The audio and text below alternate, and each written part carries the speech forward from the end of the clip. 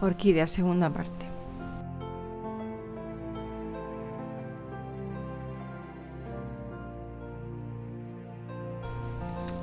Las orquídeas europeas son hierbas terrestres perennes capaces de vivir varios años y de florecer anualmente si las condiciones son favorables. Poseen pseudotubérculos o rizomas que les permiten subsistir durante la época desfavorable del año. En los países mediterráneos, la estación desfavorable para el crecimiento es el verano, debido al aumento de la temperatura y a la escasez de agua en el suelo. Estas plantas, que protegen sus yemas perdurantes bajo la superficie del suelo, reciben el nombre de geófitos. Para entender mejor el ciclo anual de nuestra orquídea, vamos a describir el de una especie cualquiera del género Ophrys. Hacia septiembre, la yema durmiente del tubérculo, que ha permanecido protegida bajo tierra de los rigores del verano, entra en reposo. Obviamente no puede ser la luz el factor responsable del cese de la dormición de la yema, ya que el tubérculo se encuentra bajo tierra. La humedad del suelo tampoco parece ser el factor desencadenante, puesto que normalmente la yema entra en actividad antes de las primeras lluvias otoñales. Una señal adecuada podría ser el descenso de temperatura que se produce a comienzos del otoño. No se debe descartar tampoco la posibilidad de un control endógeno, basado en alguna hormona que se vaya acumulando o degradando en el curso del verano hasta alcanzar cierta concentración umbral. Al mismo tiempo que nacen las hojas, aparecen las primeras raíces que poco después de nacer son invadidas por hongos microscópicos del suelo. Estos hongos establecen una simbiosis con las raíces. Durante unos 2 meses, las yemas van produciendo nuevas hojas. Bajo tierra, en la axila de una escama incolora, un catafilo esquamiforme, una yema produce una raíz que al poco tiempo atraviesa el catafilo.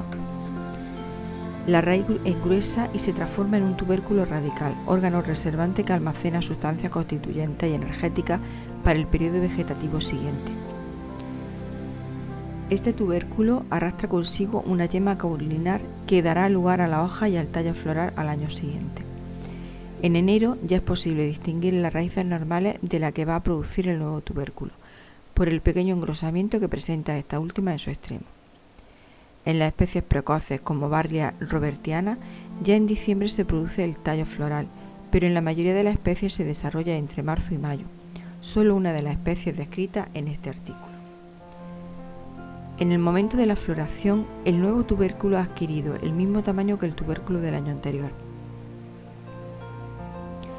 Esta pareja de tubérculos, que semeja a 2 testículos, orquis en griego, es la que da nombre a la familia Orchidaceae. Durante la primavera, la planta florece, es polinizada por insectos específicos y se inicia el desarrollo de las semillas en el interior de los ovarios. Al mismo tiempo, el tubérculo del año anterior empieza a arrugarse, pues se han empleado sus reservas en la formación del tallo floral y la semilla. Al final de la primavera, las partes epígeas de la planta se secan rápidamente. El tubérculo nuevo se separa del tallo y las raíces mueren y se desintegran. El tubérculo que ha dado lugar a la planta del presente año aparece entonces completamente seco. Las cápsulas adquieren una consistencia coriácea, se abren mediante fisuras y las diminutas semillas comienzan a ser dispersadas por el viento. De la planta que apareció en septiembre del año anterior solo quedan el tubérculo y las semillas formados en primavera. El tubérculo permanece inactivo bajo tierra durante todo el verano. En septiembre, la yema que comporta en su extremo se activa y el ciclo vuelve a comenzar. La mayoría de las orquídeas se han adaptado a vivir como epífitas, por lo cual su estructura responde a los requerimientos de este hábitat, que aunque vivan en lugares húmedos, ellas, al estar sobre otras plantas, han tenido problemas con el agua y han desarrollado una estructura característica. Generalmente con pseudobulbos u hojas suculentas, velamen en la raíz, epidermis gruesa, entre otras. Las raíces están colgando y tienen la característica de tener un tipo de cofia en la parte terminal y son revestidas por un tejido esponjoso llamado velamen dotado de clorofila, que desarrolla la fotosíntesis y absorbe el vapor húmedo de la atmósfera.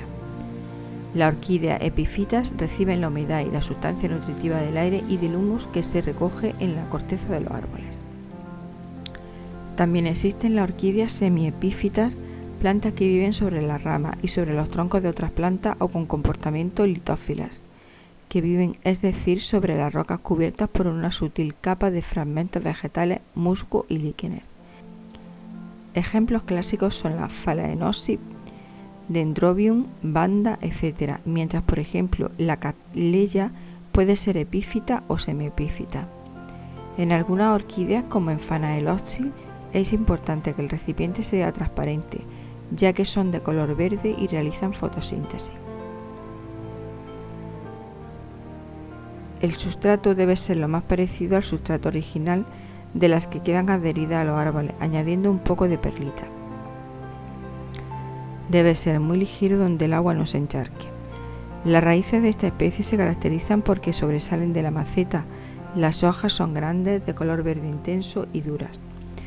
Una curiosidad de esta planta es que las raíces, cuando pasan de estar secas a estar húmedas, cambian de color, pasan de color blanco a un color verde. La poda se realiza por encima del segundo lomo.